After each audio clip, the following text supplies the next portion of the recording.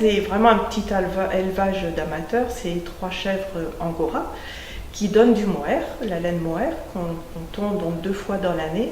Et en fait, j'en suis venue, au départ, c'était le plaisir d'avoir des chèvres. Et on a choisi cette race parce que c'est une race qui ne saute pas, donc elle est très calme. On tond 2 fois par an, donc ça donne de la laine. Je me suis retrouvée avec beaucoup de laine. Et un jour, j'ai rencontré une dame sur un marché artisanal et une personne âgée qui filait. Donc au départ, je lui donnais ma laine pour qu'elle me la file. Et puis à force, elle m'a dit, mais vous voulez pas que je vous apprenne? Puis elle était contente de transmettre son savoir-faire. Donc j'ai essayé. Ça a été un peu périlleux au début, il faut persévérer. Et puis pour le plaisir, j'ai filé. Et puis les circonstances ont fait que il y a 3 ans, j'ai perdu mon emploi. Et puis j'ai développé, ça fait 2 ans que je fais les marchés artisanaux.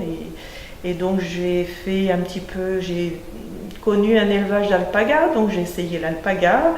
Et puis après j'ai essayé le bébé chameau, et puis j'ai essayé le lin. Et puis par curiosité, voilà. Donc maintenant je fais des fibres animales, végétales. Et après je fais des ouvrages tricotés aux aiguilles. Le soir, il y a encore un petit peu de temps. Je fais des bonnets, des écharpes, des mitaines, voilà, des petits accessoires d'hiver. Et pour l'été, des étoles, chapeaux, des petits chaussons pour les enfants aussi. Je fais de la layette, puis après, je propose moi sur le stand. Mais après, on peut aussi me passer des commandes sans problème. C'est déjà avoir une petite boutique, c'était un rêve qui se concrétise, même si éphémère, mais elle est bien là, cette boutique. Et je pense que ce sera un bon tremplin, un bon coup de pouce pour me faire connaître. Je vais être là à partir du 1er septembre pour 2 semaines. Et puis après, je serai là au mois de décembre. Donc s'il y a des petits cadeaux pour Noël. Et puis si l'hiver est très froid, voilà, Mimi Mohair est là. Le filage d'une pelote de laine en mohair me prend environ 3 heures pour faire 50 grammes.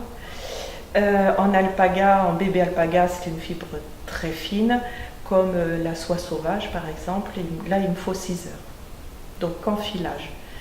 Et en mohair, il y a toute la préparation, laver, trier, carder, c'est-à-dire mettre les fibres dans le bon sens pour pouvoir filer.